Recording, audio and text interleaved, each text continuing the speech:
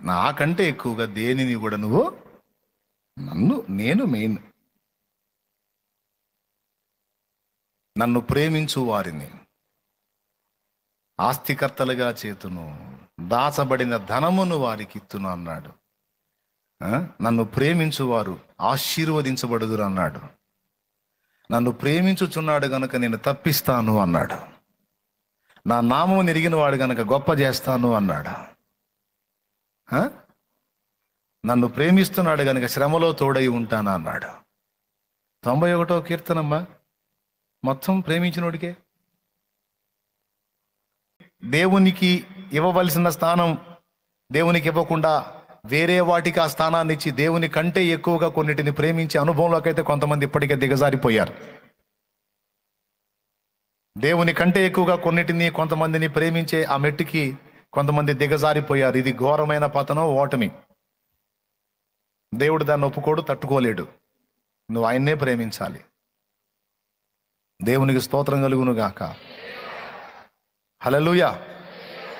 మీలో మీరు అడగవచ్చు, అన్నయ్య నేను ప్రార్థన చేస్తున్నా, వాక్యం చదువుతున్నా, దేవుడు చేయాల్సిన దేవుడు చేస్తున్నా, దేవుడు చేయాల్సిన దేవుడు చేస్తున్నా, ఇంకేంది అంటే జెంట్స్ మీరు చెప్పండి, మీరు ఒప్పుకుంటారా? ఒక భర్త ఒప్పుకుంటాడా? భార్య భర్తకు అన్ని చేసి పెడుతుంది, అన్నం వండుతుంది, కూర వండుతుంది, బట్టలు తూతుంది, ఇస్త్రీ చేస్తుంది, చేయాల్సిన పనులన్నీ చేస్తుంది. కానీ ప్రేమ మాత్రం ఇంకొకరిని ప్రేమిస్తుంది.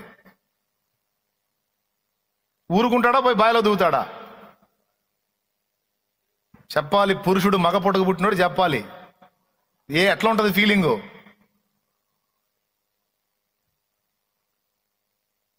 భార్య అడిగిద్ది, ఇస్త్రీ చేయట్లేదా, బట్టలు ఉతకట్లేదా, ఫుడ్ చేయట్లేదా? అన్ని చేస్తున్నావు, ఇంకేంటి అన్ని చేస్తున్నావు.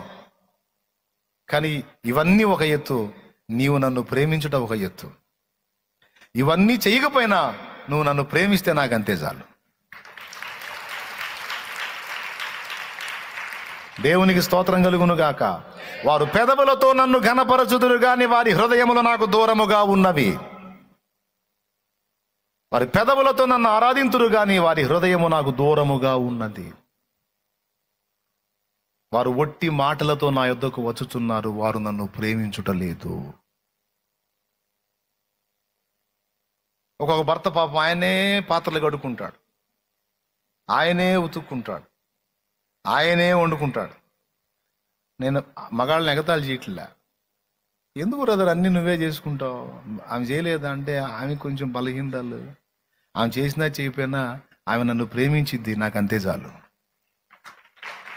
ఆ ప్రేమ ఎంత పని చేసిద్దంటే పాప ఆయన పనులన్నీ ఆయనే చేసుకుంటాడు, ఆమె కూడా ఆయనే చేసి పెడతాడు. దానికైనా ఒప్పుకుంటాడు, కానీ అన్ని నీకు చేస్తాను, నేను ఇంకొకరిని ప్రేమిస్తానంటే మాత్రం ఒప్పుకోడు. నాకు కావాల్సిందే నీ లవ్. ఏం లవ్? బోల్డ్ లవ్, ఎందుకు పనికిరాను లవ్? అదేదో నేను వేరే వాడి మీద ఉంచుతాలే, నీకైతే నీకు అన్ని నేను చేసి పెడతానంటే అవసరమైతే నేను చేసుకుంటా, లేకపోతే దాన్ని పని మనిషిని పెట్టుకుంటా. నువ్వేం చేయొద్దు. మరి ఏం చేయాలి? నన్ను ప్రేమించంతే. నా ప్రేమను పొందుకో, నాకు ప్రేమను పంచు, నన్ను గుర్తించు, ప్రోత్సహించు, ప్రశంసించు, నన్ను అర్థం చేసుకో, నన్ను ఆదరించు. దేని కోరుకుంటాడు జంట చెప్పండి? స్త్రీ చేసే పనులనా, లేకపోతే స్త్రీ నుండి వచ్చే ప్రేమనా? పెద్దగా చెప్పండి. మీకు ఫేవర్గా మాట్లాడుతున్నాను. ఏంటి? ప్రేమనేగా. దేవుడు కూడా అంతే. మరి బాబా, నీ పని తర్వాత ముందు నువ్వు నన్ను ప్రేమించాలి.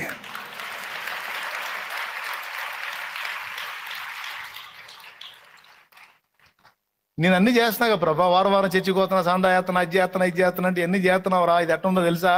భార్య ఇంకొకరిని ప్రేమిస్తా, భర్తకు అన్ని చేసినట్టుంది. నాకు వద్దురా బాబు ఈ దిక్కుమాలంలో, నాకొద్దు. నువ్వు చేసే పనులు సెకండు, నాకు నువ్వు కావాలి, నీ హృదయం కావాలి. నువ్వే కావాలి యేసుకు, నువ్వే కావాలి.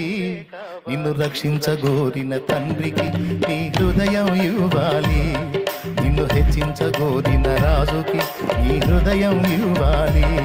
నువ్వు ఉన్న రీతిగానే వట్టి పాత్రగానే, నువ్వు ఉన్న రీతిగానే వట్టి పాత్రగానే నువ్వే కావాలి. యేసుకు నువ్వే కావాలి. నిన్ను ప్రేమించగోరిన తండ్రికి నీ హృదయం ఇవ్వాలి. నిన్ను రక్షించగోరిన రాజుకి నీ హృదయం ఇవ్వాలి.